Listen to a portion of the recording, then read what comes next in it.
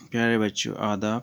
तो आज हम पॉलिटिकल साइंस में आपके लिए लेके आए हैं न्यू इंटरनेशनल इकोनॉमिक आर्डर। तो since early 1970 the issue of the new international economic order has been the frontal issue in the international relation. अगर इंटरनेशनल रिलेशन में हम बात करें तो सबसे जो इशू रहा है वो रहा है न्यू इंटरनेशनल इकोनॉमिक आर्डर के लिए। ये न्यू इंटरनेशनल इकोनॉमिक आर्डर क्या है, इसकी क्यों ज़रूरत पड़ी, तो हम आपको बताएंगे। डेवलप्ड कंट्री और अंडर डेवलप्ड कंट्रीज़ जो होती हैं, मीन्स कि डेवलप्ड कंट्री जो डेवलपमेंट कर चुकी हैं वो थी डेवलप्ड कंट्री, और जो अभी कर रही हैं तो वो थी अंडर डेवलपिंग कंट्री। तो ये न्यू इंटरनेशनल इकोनॉमिक आर्डर की ज़रूरत इसलिए पड़ी कि जो डेवलपिंग कंट्री थी तो इन्होंने क्या किया, कि इन्होंने डिमांड रखी कि हमें जो है नए सिरे से एक इंटरनेशनल इकोनॉमिक सिस्टम को लाया जाए। क्योंकि ये जो थर्ड वर्ल्ड था, ये जो अंडर डेवलपिंग बेचारी कंट्रीज़ थी, ये मसा कॉलोनी से या इन्होंने बड़ी मुश्किल से ग़ुलामी से आज़ाद हुई थी ये कंट्रीज़। तो अब ये नए सिरे से जो है ये जो इकोनॉमिक सिस्टम था इसको रखना चाहते थे, क्योंकि ये जो प्रीवियस जो पहले वाला जो इकोनॉमिक सिस्टम था वो पूरा का पूरा जो है डिपेंड होता है किसकी नीड्स को पूरा कर रहा है। यहाँ पे वो नीड्स को पूरी करता था खाली डेवलप्ड कंट्री को, क्योंकि बना हुआ था अब उन्हीं के फेवर में। तो अब ये जो डेवलपिंग कंट्रीज़ होती है, थर्ड वर्ल्ड जो होता है on the one side and the developing country first world on the other side, developing country of the third world made persistent demand for the establishment of the new international economic order. ये demand करती है लगातार, क्या करती है, demand करती है establishment of the new international economic order, while the south again and again makes a demand for new. The north resisted. The third world country regards the restructuring of the existing international economic order. अब ये जो third world which are under developing countries थी, ये क्या चाहती थी, ये restructuring चाहती थी। मतलब पहले का जो स्ट्रक्चर बना हुआ था, पहले की जो स्ट्रक्चरिंग थी उसको रीस्ट्रक्चर करना, उसको दोबारा से वजूद में लाना, बहाल करना और नए सिरे से लाना of the existing international economic order को। अब जो पहले का बना हुआ इंटरनेशनल इकोनॉमिक आर्डर था उसको तब नए सिरे से लाना, उसको नई शक्ल देना। Order as the only way to get out of its present. ये किस लिए था, ये इसलिए था कि ये जो पहले वाला जो इंटरनेशनल इकोनॉमिक सिस्टम होता है उसमें हमारे पास गुर्बत ज़्यादा बढ़ जाती है, किल्लत बढ़ जाती है, बेरोज़गारी बढ़ जाती है और डेवलपमेंट नहीं हो पा रही है। तो इसलिए हमें ज़रूरत पड़ी कहीं ना कहीं कि यार ये जो एग्जिस्टिंग इंटरनेशनल इकोनॉमिक सिस्टम है इसे गड़बड़ है, तो इसे हमें जो है चेंज करना होगा। अब ये नए सिरे से बना के पूरी डेवलप और अंडर डेवलप कंट्रीज़ के गैप को ख़त्म करने के लिए जो है ये जो थर्ड वर्ल्ड कंट्रीज़ होती हैं ये चलाती है अपना अभियान, इसलिए कि अब नए सिरे से न्यू इंटरनेशनल इकोनॉमिक आर्डर को बहाल किया जाए। तो मीनिंग पे हम ज़रा ध्यान देते हैं यहाँ पे। New international economic order constitutes a framework for eliminating the existing era of international economic system which is mostly catering to needs of the world. तो मैंने बता दिया आपको पहले से ही कि न्यू इंटरनेशनल इकोनॉमिक आर्डर जो है वो किस लिए है, eliminating the existing era of the international economic system. जो पहले से जो वजूद में बना हुआ इंटरनेशनल इकोनॉमिक सिस्टम है उसको एलिमिनेट करना, ख़त्म करना, और system which is mostly catering. क्यों करना, क्या गड़बड़ी है उसमें ये गड़बड़ी catering to the needs of the interest of the developed countries to the determinant of the under develop. ये जो है ज़रूरत उन्हीं डेवलप्ड कंट्रीज़ को पूरा करता था। ये जो एग्जिस्टिंग जो इंटरनेशनल इकोनॉमिक सिस्टम है ये उन्हीं को फ़ायदा दिला रहा है जो पहले से ही फ़ायदेमंद हैं। मीन्स कि डेवलप्ड कंट्री को ही एग्जिस्टिंग सिस्टम जो है इंटरनेशनल सिस्टम का वो उनको ही फ़ायदा दिला रहा है instead of under developing countries के। तो developing countries to the determinant of under develop.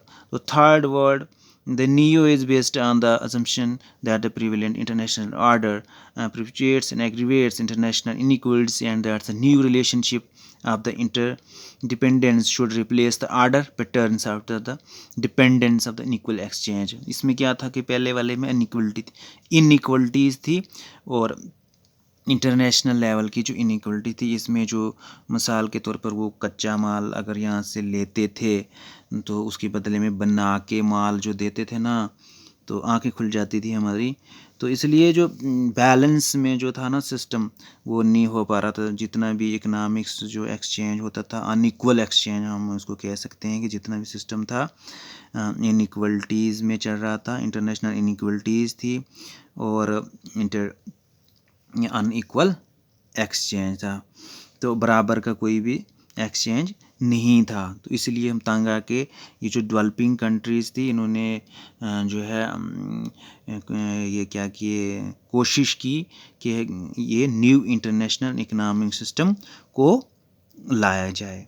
तो new NIO stand for making the international system fair, just and equitable by adopting a code of conduct for the developed countries। अब ये चाहती थी, अब ये new international, ये जो है अंडर डेवलपिंग कंट्रीज़ हैं, ये कोड चाहती हैं कि इसके लिए डेवलप्ड कंट्रीज, तो पहले से डेवलप्ड हो चुकी है, अब उनको क्या ज़रूरत है यार, अगर कमा भी लिया, अब वो डेवलप्ड कंट्री हो गई हैं, तो कम से कम जो अंडर डेवलपिंग कंट्री उनको भी मौका दिया जाए, ताकि वो भी आपके बराबर पहुंच जाए। तब तक जो है आपके उधर कोड लगा रहेगा, मतलब उतनी डेवलपमेंट आप कीजिए, मगर वो थोड़ी बहुत जो है अंडर डेवलपिंग कंट्रीज़ के का भी ध्यान रखिए। तो उनके लिए कोड लगा देना, क्योंकि डेवलप कंट्रीज़ के लिए, तब तक रुकावट, जब तक ना हम भी आपके पास पहुंच जाएं।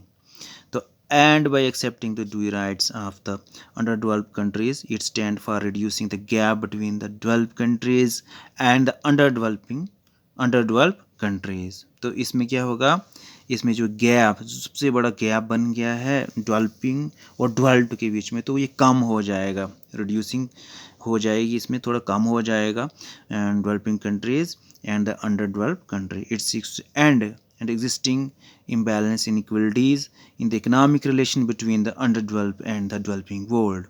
इसकी क्या होगा कि end of the existing imbalance, जो पहले से जो सिस्टम है उसने जो ये नाबराबरी लाई है, तो बैलेंस में काम नहीं किया है ये वाला एग्जिस्टिंग सिस्टम जो अभी जो चल रहा है, तो उससे क्या होगा, एंड हो जाएगा उसका इम्बैलेंस का, inequality in the economic relation between the under developed and the developed world. तो major themes and issue of NEO, the following are the major themes and issue of NEO: restructuring of the world economic relation. अब इसका major ये जो था theme था, issue and issue of the neo क्या है, पहला restructuring of world economic relation.